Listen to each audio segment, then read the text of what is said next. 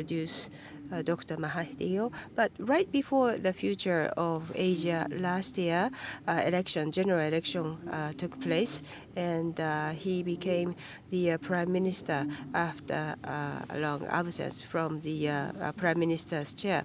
He is now 93 years old.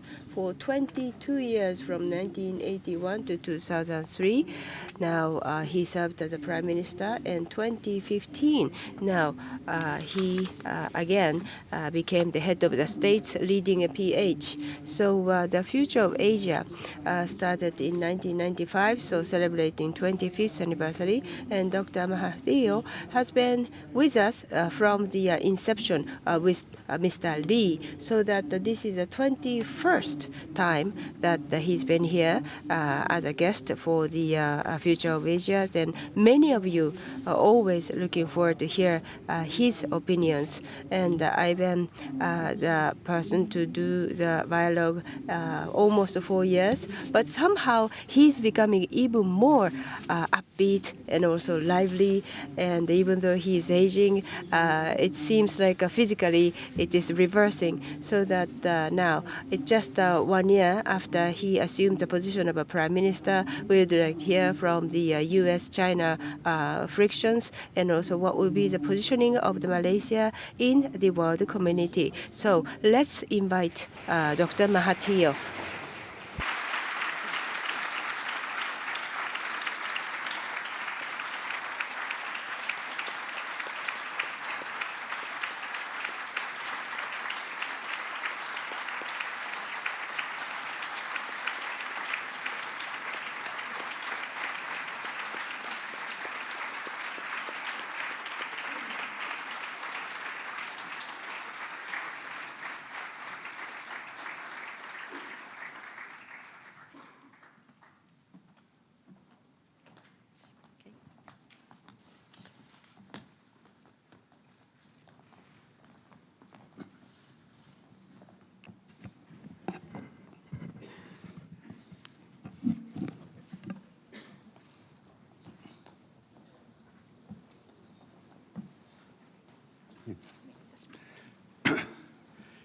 Ladies and gentlemen, I'm very glad to be here again this year and to give some of my thoughts on the situation in the world and also the situation in the ASEAN region, in Malaysia in particular. We know that the situation in the world is not stable. We see conflicts everywhere. We see problems in Latin America, in North America, in Europe, in Asia, in various parts, certainly in the Middle East. It is a very unstable situation. There is a confrontation between America and China, and all these things are not good for the whole world. We are all affected, even if we are not part of the contestants.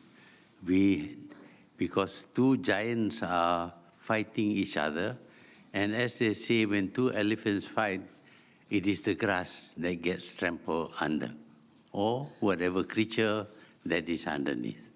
This is happening now, and obviously the old order has failed. We need a new world order, but we have had several new world orders, and they seem all to have failed. And they have failed because we are still quite primitive. We are still relatively uncivilized. We think that conflicts can be resolved through confrontations, through war, through the destruction and the killing of people. And we have seen that in the last war, when 7 million people were killed, we did not achieve any good results for anybody. It is during peace that the countries were all able to develop. Certainly, Japan, Germany benefited from the peace ensuing after the last war.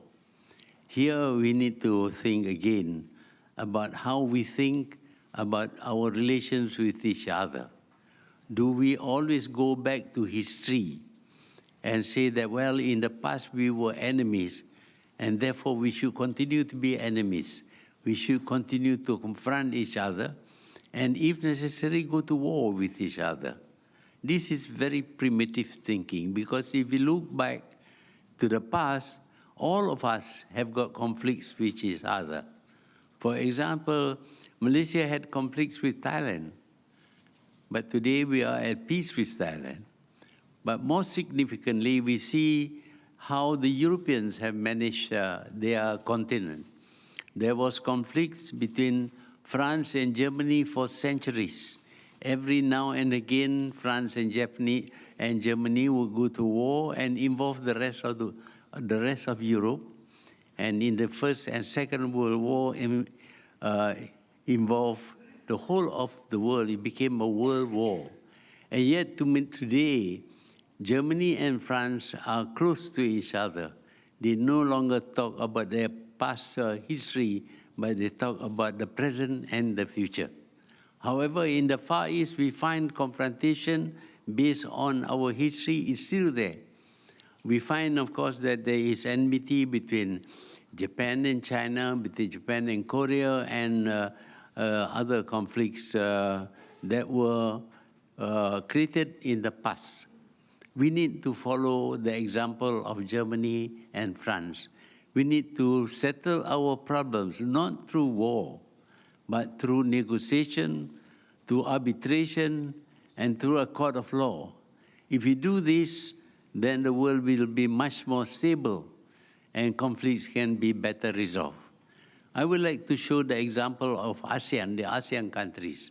When we became independent, there was confrontation, serious confrontation between Indonesia and Malaysia, claims and counterclaims, overlapping claims between Malaysia and Singapore, Malaysia and the Philippines, and even with Thailand. But as you know, Southeast Asia now is very stable and very peaceful. No confrontation and no wars against them. They have decided to come together, particularly the heads of government, regularly meet every year, and settle whatever the problems they have at the table, not in a battlefield. And since then, Southeast Asia has been able to remain very peaceful, and our economies have benefited much from the peacefulness and stability of Southeast Asia, or the ASEAN grouping of 10 countries. Now, if we apply that same situation or that same method of settling problems between nations, that we all come together and discuss our problems and resolve it through negotiation, arbitration, or a court of law, then there will be no war. But today we are still thinking of wars. We are still thinking of wars between China and other countries now that China has become rich and powerful. When it was poor, we feared China. Now that it is rich, we also fear China. But that problem with China cannot be resolved through confrontation, through sending battleships into the area and carrying out exercises that may result in some strong confrontation. And the reaction of China, of course, will be to grow their military capability and to be quite threatening.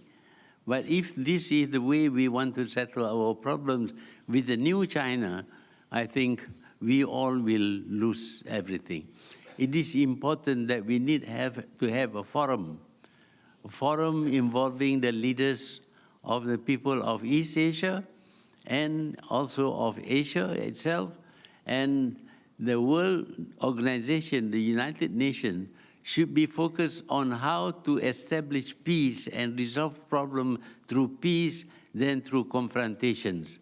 Today, the United Nations is disregarded by the big powers. They do what they want to do, irrespective of the laws, international laws, apply to everyone in this world. But we see that there is always confrontation, and need to threaten. And when you threaten countries, their reaction would be to improve their defense or attack capabilities, and this gives way to tension, and some slight incident may lead to war. One must remember that in the First World War, the killing of Archduke Ferdinand by some people in Serbia resulted in the end in a world war that killed millions of people. Just one incident, and we go to war with each other. We cannot afford an incident like that to happen in the South China Sea, for example. That is why Malaysia advocates that there should be no warships stationed in South China Sea. If they are going to pass through, they are welcome to do so. But to have a fleet here, a very aggressive fleet here, is not something that is going to do to stabilize the area. So I think that our mindsets must be changed.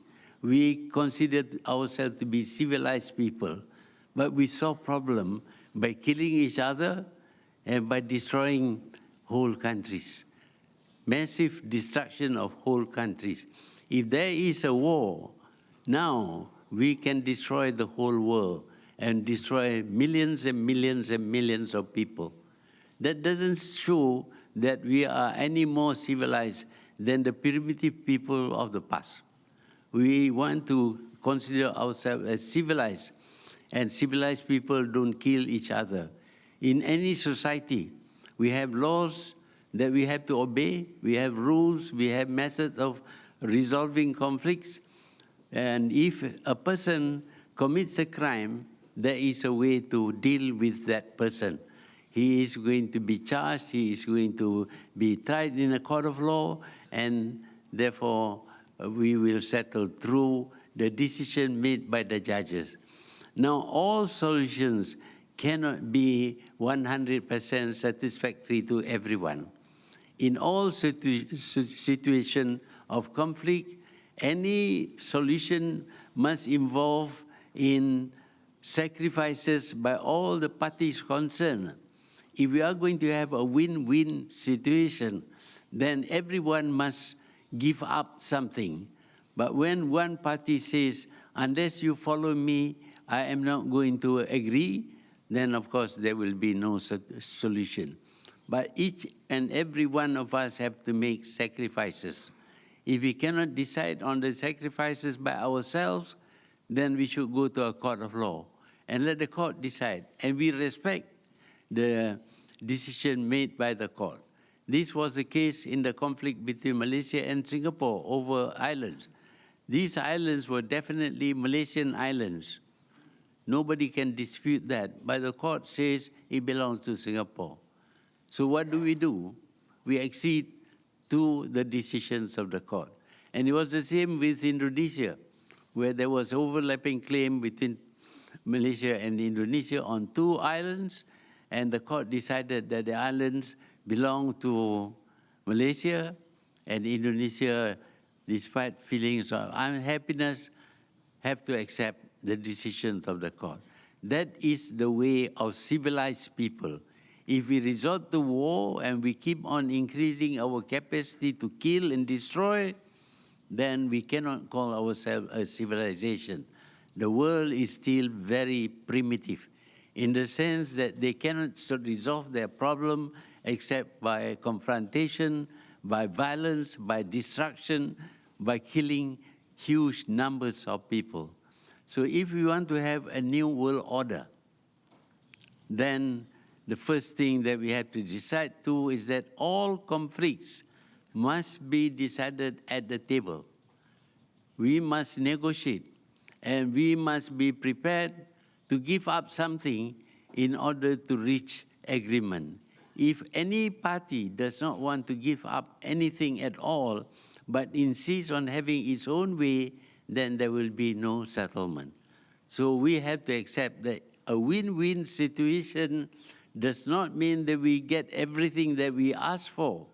It means that we have to sacrifice something so that the other party will be willing also to make sacrifices. That's the way for the world to go. Now, Malaysia has recently changed its government after 61 years of being ruled by a single party. We changed the government through the process of elections. It was thought that the opposition would never win.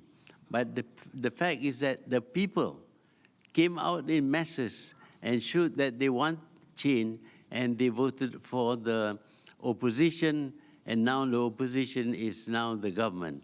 Of course, a lot of adjustments have to be made, but the fact is Malaysia has changed its government without violence, without a single person being killed. There may be some things that we do which may not conform with what others expect, but the fact is that Malaysia has now a new government without any violence, without any killing, because we respect that by voting, the single vote of a person is the power that determines the future of our country. And because the majority voted for the opposition, Malaysia today has a new government, and that government is functioning well without too much confrontation. Although we have to resolve many, many problems left over by the previous government.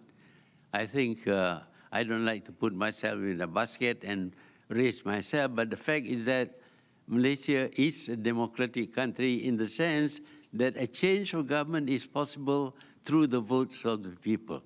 We see many countries which want to adopt the democratic process, but when they have elections, the losing party does not want to accept the results of the election.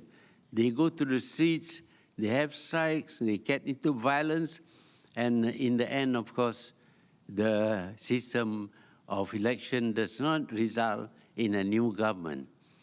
Sometimes they may result in a backstep towards the old military regime of absolute power.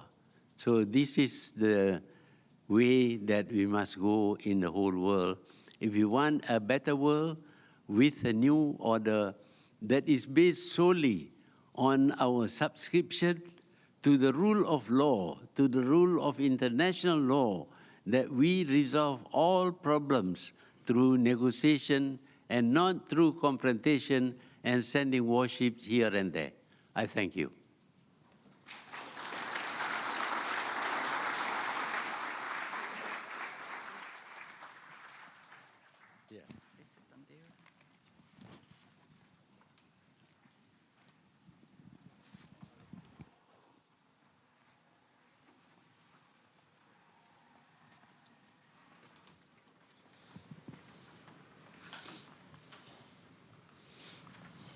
Okay. Mahathir-san, ありがとうございました。Thank you, Dr. Mahathir. So now we start the dialogue session. Is it okay to hear? Yes, I can. Yep. I think that everybody agree that those confrontation should be resolved not by a military confrontation, but through the negotiation. But actually, the reality is negotiating itself is not easy.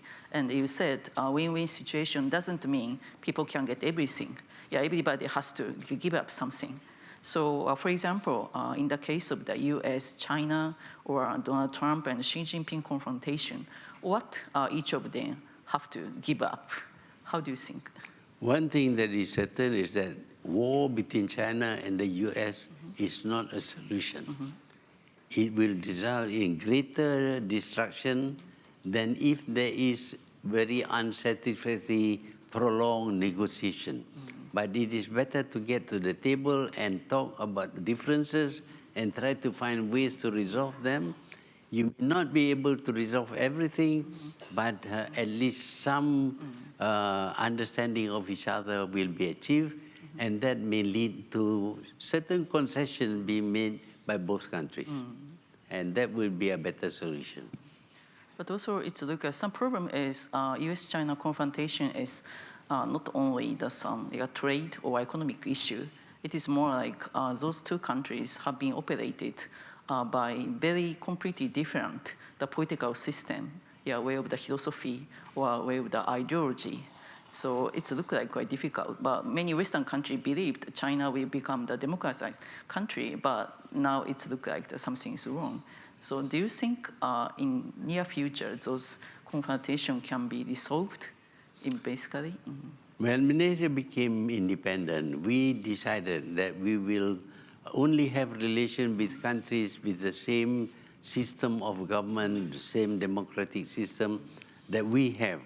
And therefore, we had no relation with communist countries. But later on, we found that this was not giving us any good result. We decided not to care about the system of government. We just want to establish relations with countries, forgetting about differences of ideology. That must be the attitude of the whole world.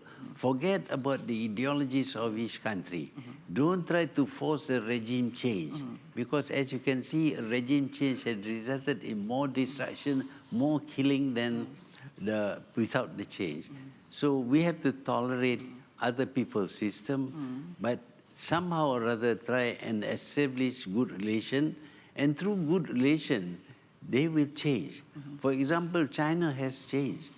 China of Mao Zedong is not the same as China of Deng Xiaoping or the present regime. The present regime is much more open than the past. They even allow their people to travel all over the world. So we have, in a way, we have influenced China to change, not by confrontation, by exhibiting that the system of open trade is much more beneficial than closed trade and restricted trade. And that has made tremendous progress.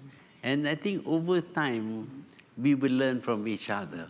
We'll take what is good from the West, and we'll take what is good from the East, and somehow find a way, a middle way that will be good for everyone. But what could the United States give up something? Do you have any idea? Yeah. The United States prospered because most of the American companies invested in countries, poorer countries where the cost is lower, and that includes China.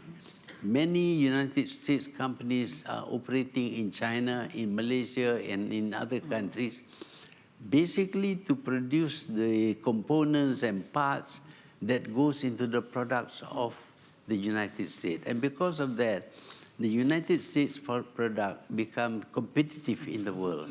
But if all these parts, all these industries are located in the United States, the cost would be prohibitive. And the products of the United States will not be able to compete with the products of Eastern countries. This happened when Japan first showed that Japan could produce all those kitchen appliances at a lower cost, and we push out all the product of the West, and even motor cars. Japan was able to compete with the West because of Japanese work ethics and perhaps lower wages in the first place. But if the United States wants to do everything in the United States, the cost would be prohibitive and the products will be not competitive. However, there are certain areas where the United States will excel. We know that they build fantastic airplanes, for example. Their engineering capability, their skills are very, very high. And this they have to be the reason why they can compete in the world. Don't try and compete in areas like making kitchen appliances and all that to sell to the world. Each part of the world must learn what is its principal strength and concentrate on that, and not try to compete in areas where really it cannot excel. Today, Malaysia exports a lot of components. We have a positive balance of trade with the United States, but that is mainly due to American companies producing parts and components in Malaysia for export to the United States, to be included in products of the United States. Yeah, as you said, now the supply chain is very complicated, and a lot of nations are involved. So, but for example, now the United States now ban the Huawei products, to buy it, but also don't allow the U.S. company to sell the components to the Huawei. And it's also involved a lot of the Asian companies who supply the components to the Huawei. It might include the Malaysian company probably. But how do you think this policy will effective or not? Well, there will be ups and downs. At one time, somebody may be more competitive in one field, but less competitive in other fields. At another time, there can be a change. For example, today, the East has learned all about research and development. So it is no longer a question of copying products from the West. Initially, they copied products from the West, but they then produced better products, and their research enabled them to produce even better products. In the telephone field, for example, Korea, Japan, and China spend much more money on research and development than probably Europe and the US. And therefore, they have improved on the products. The world must accept that that is a capability of the East as much as before we expected everything from the West. Now it is coming from the East. Now, what the West should do is to accept the products of the East in that field and try to excel in their own way. If not in that field, but find other areas where you have some competitive advantage. Yeah, but how to build the win-win situation with China is also important for every country.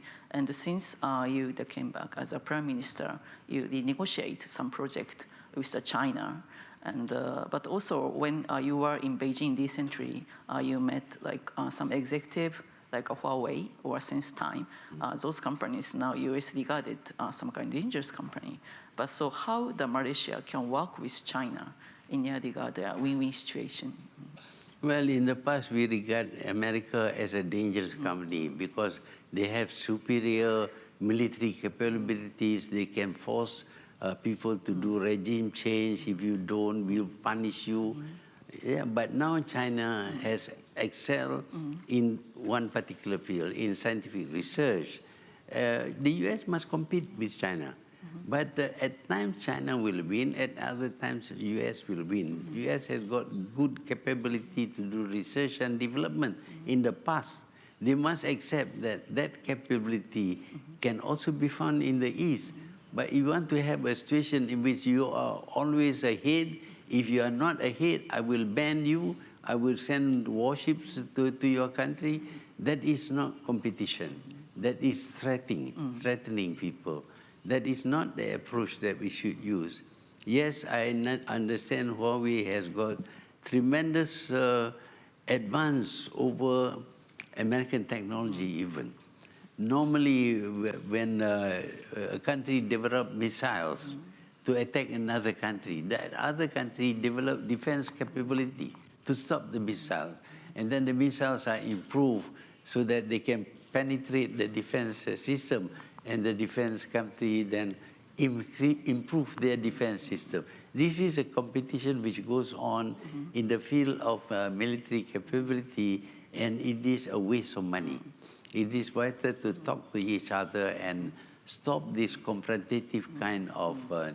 we have to accept that the US can not forever be the supreme nation in the world that can have the best technology in the world. Today, the best technology in the world that is found in the US is actually due to research by a lot of Asians who have migrated there. These same Asians in their own country can do the same. So sometimes there is competition, but the competition, if sometimes the East wins, that's okay. But going to war is not a solution because you destroy everything, you kill people, you are very primitive.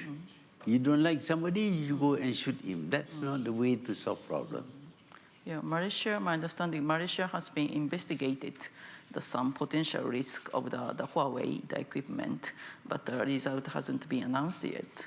But do you think Malaysia should do the same way, same as other country, or you are more open? We are too small to have an effect on a huge company like Huawei, whose research is far bigger than the whole of Malaysia's research capability. So we try to make use of their technology as much as possible. Yes, there may be some spying, but what is there to spy in Malaysia? We are an open book. Everybody knows. If any country wants to invade Malaysia, they can walk through and we will not resist because it's a waste of time. Also, yeah, but you mentioned some like negotiations story. So to try to avoid like one nation, some lawful activity with the regional trade framework is also important. And Malaysia have been participating in the CPTPP from the beginning, and also now ASEAN is discussing about RCEP. But Malaysia a bit cautious and haven't ratified the CPTPP and look like just so the situation. So could we expect Malaysia would move further, or you still take some time? You know, in the past, what happened was that out of the West, out of America, came ideas. Ideas like free trade, borderless world, and all that. All these things came from rich countries. And they then tried to impose it on the rest of the world, including poor countries. But I noticed that in the case of One Belt, One Road, everybody is called to China to discuss what would it be like. So the countries like Malaysia or even Brunei with 300,000 people were there to talk about what we can have from One Belt, One Road. So in the end, that system has now been modified because the countries that will be affected are also part of the planning and the setting up of the agreement. Whereas in the past, the Trans-Pacific Partnership, it was cooked up in Washington, and then we are told we must accept that. That is not the way for the world to reach agreement on any system. If there is a system to be introduced, any change in the system, then the whole world should be asked to sit down and talk about the changes of the new system and develop with the consent of all the stakeholders. So you refer, during your speech, you refer that we need some kind of the forum, a bit different, probably some existing one or a bit different from the United Nations.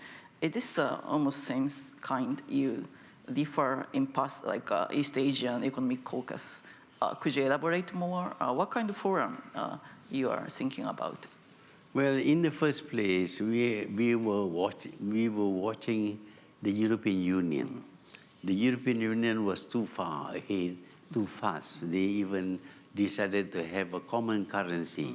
That is very disruptive because countries are not at the same level of development, and each country has got its currency that is of different values.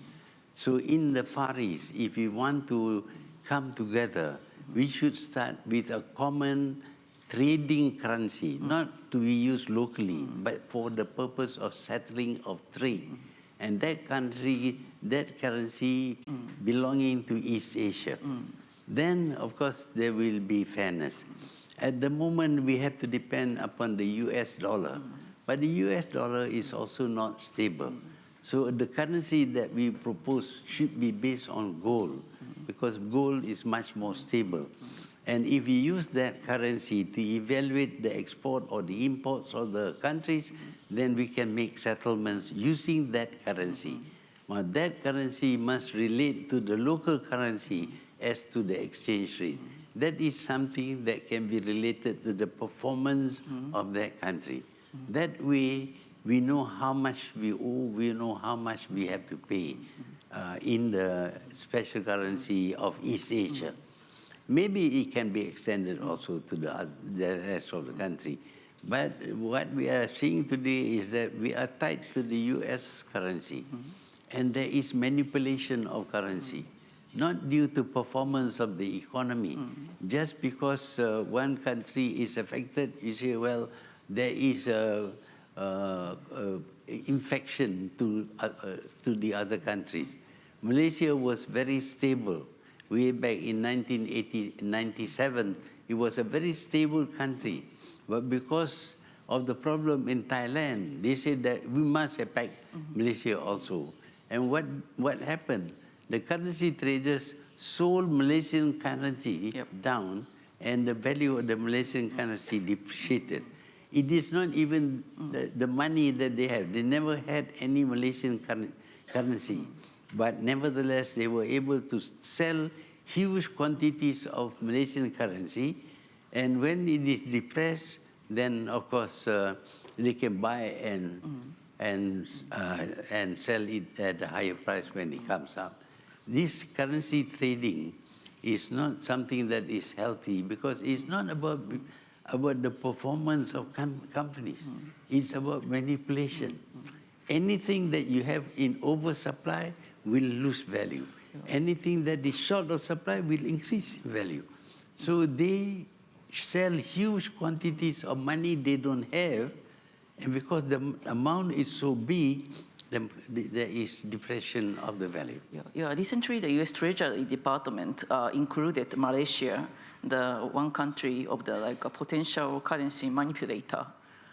So the idea of this new East Asian, some common trading currency is related to that? No, not at all. I mean, this is the problem. If any country is to be downgraded or upgraded, it should be done by some international uncommitted forum, not by any country. But the US is fond of labeling that country is no good, this country is no good, you have to do business only in that country in this way. If you are not democratic, then we are going to... that is not for any single power to decide.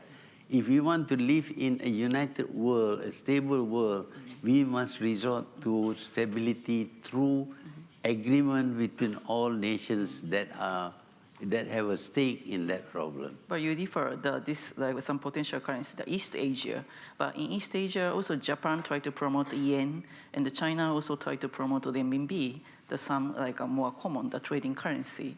But do you think it doesn't work? So the East Asia, including some image, ASEAN plus Japan, South Korea, China, what kind of image do you have? No, if we try to promote our own national currency, there will be conflict. But if we have a common currency for East Asia, a common trading currency, not one that is used in the country, but for the purpose of settlement of trade only, then there will be stability. By trying to promote the yen or the yuan, that is not the way to go. Okay, this is quite interesting.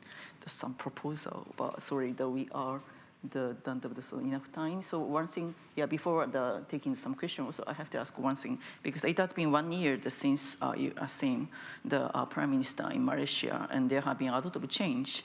And recently also you said, if the people saw some change, some kind of some frustration, and also people has to be a bit patient. But do you think why some people who enthusiastically supported you now are a bit hesitant, especially the Malay people now are a bit hesitant, and some opposition use this kind of the trend and criticize the government? How do you think about that? Well, the previous government was fond of giving free money to people. Everybody gets free money. If you are a bachelor, you get $450 a month. If you are a fisherman, you get $300 a month. They were given money for doing nothing. But now that we have taken over, and we have to carry this burden of debt, huge debt, we don't have money. We cannot be giving free money to people. And we don't give free money to people, then the people do not like us. But it has to be done. There is no way we can correct the financial problem without being very careful, prudent in the management of the finances of the country. So some of these people before supported us, thinking that when we take over, they had nothing to lose. But initially, they will lose the kind of free money that was given by the previous government, which in fact stole the money and gave. We want to correct this. A country where the people depends upon the government for free money will never grow. But a country where the people work hard to create wealth, that country will prosper. Now the mindset of the people of the country has been changed by the previous government to become dependent on the government. We don't want people to be dependent on the government. We want them to have jobs. We'll create jobs for them. They earn money, and when they earn money, then the government also will have enough wealth because they will generate wealth through working for their companies. Their companies will pay corporate tax. The government will have money. Then we'll pay our debt, and then we can look into how to create more jobs for our people. The best countries in the world are where the people are hardworking, and they, through their work, creates more wealth for the country. Thank you very much. So probably we can take the 1 or 2 questions from the floor. If you have any questions, please raise a hand. 質問がある方は If you have any question, please indicate it by raising your hand. When you raise your hand, please keep raising your hand so that the microphone will be given to you. Please make your question succinct. Thank you very much. I thank you very much for your very stimulating keynote speech, as well as very good discussion with Ms. Watanabe. You were emphasizing that we have to think about the new world order.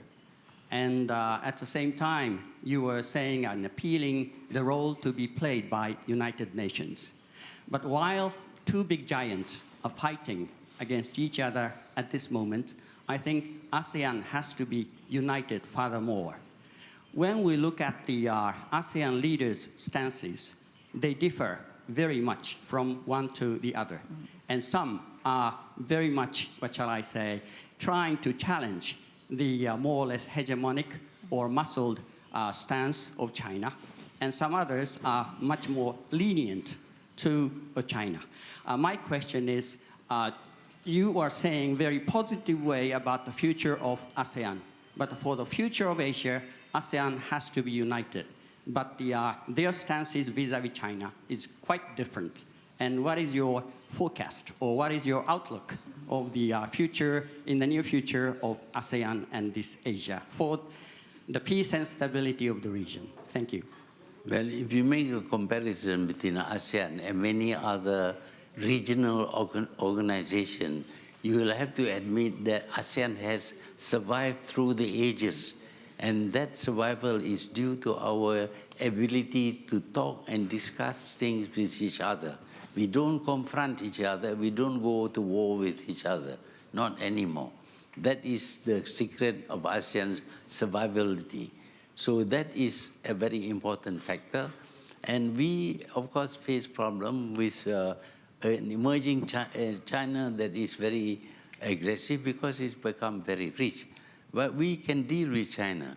For example, when we had agreement with a contract with China that is not to our advantage, we negotiated with China and reduced the contract value so that it is not detrimental to our own financial situation. The problem is that while the world, the big powers in the world talk about the rule of law, but they are not obeying the rule of law. The rule of international law must be obeyed by everyone, including the United States, including China, including Europe, including Asia. If we go by the rule of international law, there will be no conflicts. But the problem that we face now is that while China exerts its new strength, it should be settled by adhering to international law and having conferences to discuss. But instead, you send warships there as to show confrontation. to exert your authority. And you do that, there might be incidents, and when there is a small incident, as I said, in Sarajevo, because of the killing of the Ferdinand, it resulted in World War. Do we want to see in the South China Sea an accident in which the US clashed with some Chinese warships, and that flares up into a war which will destroy Japan, Korea, Malaysia, and Southeast Asia? That is not what we want to see. We want to see reasonable, responsible countries sit down around a table and discuss problems. How do we deal with China, a strong China which is very rich? Because China has got money, of course it will want to use money. In the past, Western countries had power and they colonized the whole world. I don't think China aims to colonize the whole world because it would be detrimental to the development of China. Okay. Thank you very much. And we are running the time, and yeah, there are some hands. But also we got already submitted some questions. So I pick out one, and it be the last question. Yeah, this is some questions from the attendants. So I heard maybe the next year you will step down as a prime minister. But what is the things you have to clear before handing the baton to Mr. Anwar Ibrahim? And do you have any time framework of the a transition? Well, during the formation of the opposition coalition, it was agreed that the coalition should be led by me as its chairman. But we also undertake that my term, if I do become prime minister, it will be limited to a certain time. But the actual time is not spelled out. But I have agreed that Anwar will take over from me, and I will adhere to my agreement. But of course, there may be some opposition to this undertaking by me. That is other people's problem. It's not my problem. My problem, my undertaking is I will step down after a certain number of time for me to put back the economy in order. What is the biggest challenge for the Malaysian economy now? We need to reduce the borrowings to a certain level where our money, the government's money, can be used for a lot of development that is needed. Okay, yes, thank you very much. Yeah, I assume that you have still a lot, but I'm quite sorry. We have also the another speakers. Yeah, again, thank you very much, Dr. Mahathir, and please give him the huge round of applause. Thank you so much.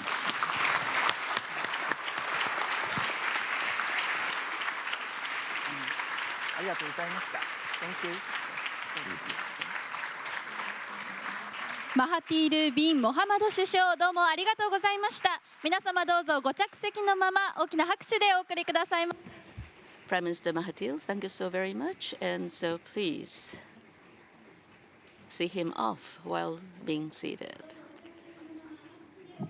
Please remain seated, and with a big round of applause, please see off the Prime Minister.